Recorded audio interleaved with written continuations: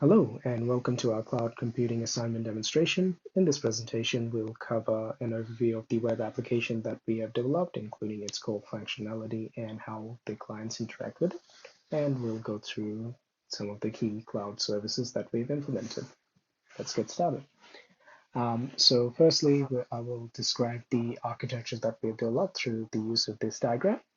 So all of our architecture lies within this dotted line, which is the VPC in this case. And within that VPC, there are two availability zones, US East 1A and US East 1B. US East 1A being primary and the second one being backup. So in the first availability zone, in the public subnet, we have our automatic load balancer, which distributes the traffic to different targets, but in this case, it's the EC2. The EC2 instance in this case is mainly used for serving our web application. The NAT gateway is there to ensure that any resources from the private subnet can reach to the internet safely without the internet initiating a connection back. And the RDS is there for database, where the EC2 instance connects to the RDS to implement or append client information. And then finally, we have the public and private route tables. The public route table has a route for local traffic and a route to the internet gateway for any internet-bound traffic. And for the private route table, we also have the local route and then a route to the NAT gateway to ensure the traffic reaches safely to the internet. So firstly, we'll go through the EC2 configuration. So for this one, we chose the instance type as T3 micro. Initially, it was a T2 micro due to it being free, but we chose the T3 micro as the upgrade since it's a budget-friendly option. For the machine image of the AMI, we've chosen the default Amazon Linux 2023. For the availability zone, we're launching the EC2 in the primary availability zone, which is the US East 1A. And as mentioned before, the availability zone 2 or the US East 1B is there for backup to be used by the automatic scaling group, which we will see later on. For the subnet it should be launched into, the public subnet of the first availability zone. For the security group, we are using a security group called Web Server SG, which we will quickly have a look at.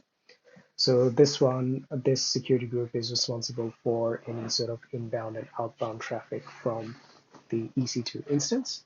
So for the inbound rules, since the internet traffic goes through the internet gateway and hits the automatic load balancer first, for the inbound rules, we are allowing HTTP traffic through port 80 from the load balancer itself, since it's responsible for the distribution.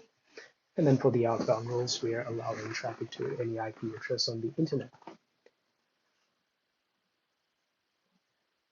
And for the storage, the default storage was an 8 GIB EBS volume, and as part of a task in the assignment, we've implemented an additional 5 GIB EBS volume, which was mounted at this location.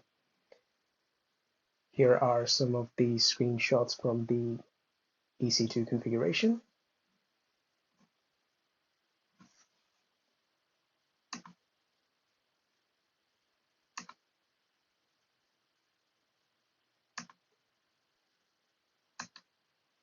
Next, we'll go through the EBS configuration. So as mentioned before, this extra EBS was implemented as part of a task in the assignment with 5 GIB as the storage and GP3 as or the general purpose SSD as the storage type. And after creation, it was attached to our EC2 instance. After attaching, it needed to be mounted, so we SSH'd into the EC2, created a file system in ext4, created a mount location, and then mounted the device onto that mount location. And we also ensured that it mounts on reboot of the EC2 instance by appending this line into the etc fstab file. Here are some of the screenshots for the EBS configuration. and this is the snapshot that we created for backup purposes. For the RDS database configuration, we chose the engine as MySQL, with the instance type being T3 Micro due to it being a budget-friendly option, with the storage type GP3 or general purpose SSD, with an allocated storage of 20 GB, launched into the private subnet of the primary availability zone, which is US East 1A. The DB subnet group is primarily responsible for choosing or specifying locations or availability zones where the database instance can launch. So in this case, due to high availability, we chose both availability zones, and it will be launched into our New World Accounting VPC with the database name of NWDB. It uses a security group called RDSSG. This security group is primarily responsible for inbound and outbound traffic from to the database itself. So for the inbound roles, in this implementation, we're only expecting MySQL traffic from the EC2 instance when the client appends their query to the database. So that's why there's allow all MySQL traffic. And for the outbound rules, we are allowing traffic to any IP address on the internet.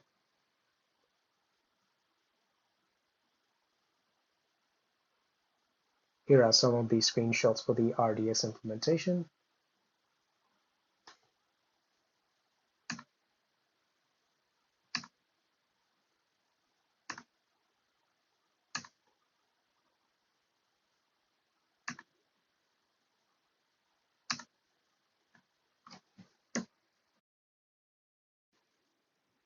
Next, we'll go through the auto scaling group. So this service is mainly ensures that the application has the right number of EC2 instances running at all times to handle demand efficiently and provide high availability. So we'll have a look at the configuration that we did. For the launch template, we created a custom machine image from the current EC2 instance and used it as the launch template, with the instance type being T3 Micro, using the same key pair as the current EC2 instance. And it should be launched into the public subnet of availability zone 2 in case of failure at the availability zone 1. The minimum number of EC2 instances running should be 1, and maximum desired EC2 running instances would be 2. It should check the health for the EC2 instance, and the target group is the New World target group, which includes the EC2 instances in the current public subnet. Here are the screenshots for the implementation for auto scaling group.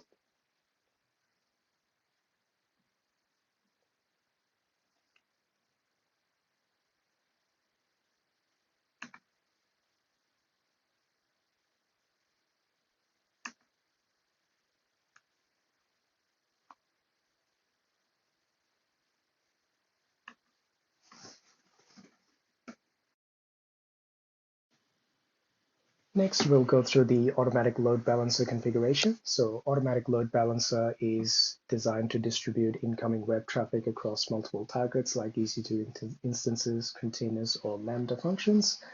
In this case, it is mainly rerouting the traffic to the EC2 instance. So this is a application load balancer or layer 7 load balancer. It is an internet-facing load balancer who is listening onto port 80 for any incoming traffic. It should have access to both availability zones in case the EC2 instance in availability zone 1 fails, and it needs to reroute traffic to the EC2 instance in availability zone 2. Target type is obviously instance. Target group is the EC2 instances that are launched by ASG. The same target group that we used in the auto scaling. And the security group it's using is the ALB security group, which we will have a look at now. This one is responsible for any inbound and outbound traffic to the automatic load balancer. So since the internet traffic or incoming traffic hits the load balancer first, that's why the inbound rule has been set to HTTP traffic on port 80 from any IPv4 address. And for the outbound roles, it should allow the EC2 instance to reach any IP address.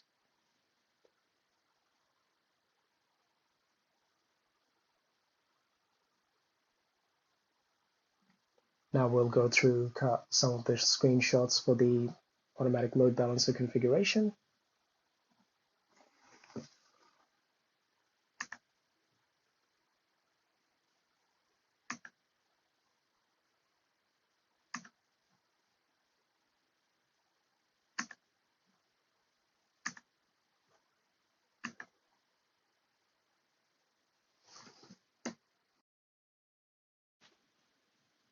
Next, we'll go through the CloudWatch dashboard that we created for monitoring our resources.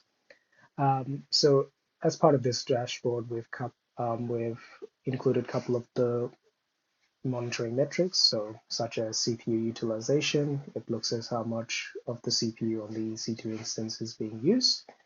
The status check failed system checks whether the AWS infrastructure hosting the instance is working properly, and it counts the number of failures. Status check failed instance checks whether the operating system on the EC2 instance is functioning properly and counts the failure. Network in monitors the amount of bytes of incoming traffic from the internet, and network out looks at the amount of bytes outbound traffic from the EC2 instance. EBS read bytes, it monitors how many bytes were read from the EBS volume attached to the EC2 instance, and write bytes is how many bytes were written to that EBS volume. So by implementing this infrastructure as part of this assignment, I and my group partner learned how to implement a company infrastructure onto the cloud, how to manage our costs, which instances to look at, or which categories to look at in terms of managing costs and managing resources. There were some challenges that I faced while implementing this assignment. So one of the challenges were that I was unable to install the MySQL onto the EC2 SSH to connect to my database. I have previous experience with Linux administration, so through the knowledge of that, I was able to come up with a more reliable way of connecting to the MySQL database, which was through the Docker image, which we will see shortly as well. And my group member was tasked with mounting the EBS volume to the mount location. She was having trouble actually mounting the EBS volume after attaching it, but by taking a systematic approach and going through each step and logging each step, we were able to come up with the commands and appropriately mount the extra EBS volume to the mount location. In this part of the video, we'll go through a demonstration of our web application that we've developed. So as part of this assignment, we've developed a web application where a client can access the web application and submit a query to our accounting team. And then the accounting team then pulls the information from that database and then responds back to the customer accordingly. So we'll see that into play. Since there is a load balancer already implemented in this infrastructure, we should be able to access the website through the load balancer's DNS address. So we'll quickly grab that. So here we'll grab the DNS name. And since this is coming through HTTP, we will specify that and type in the DNS. And that takes us to our web page. As we can see, it is a very simple web page where it asks a client to submit a query. So we'll do a test query.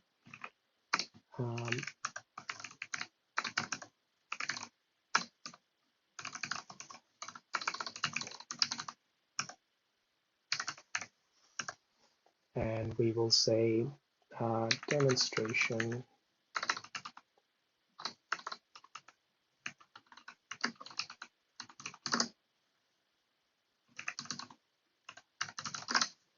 And once we press submit, it will say that the query has been submitted successfully, which means that it has been implemented into the database. So we'll quickly see that into play. So as mentioned before, I have used a Dockerized image of MySQL to connect to the RDS database. So we'll quickly see that into play.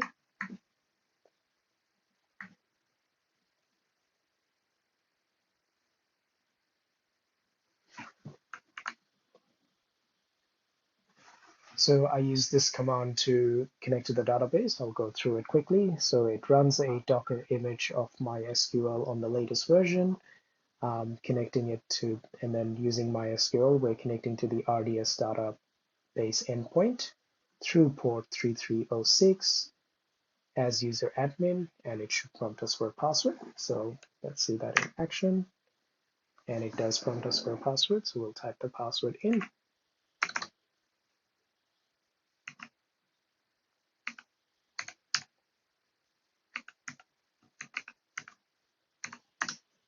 And that gets us logged into the MySQL database. So we'll switch into our database. And there should be a table called client queries. And in this table, we should have the query that was implemented from before.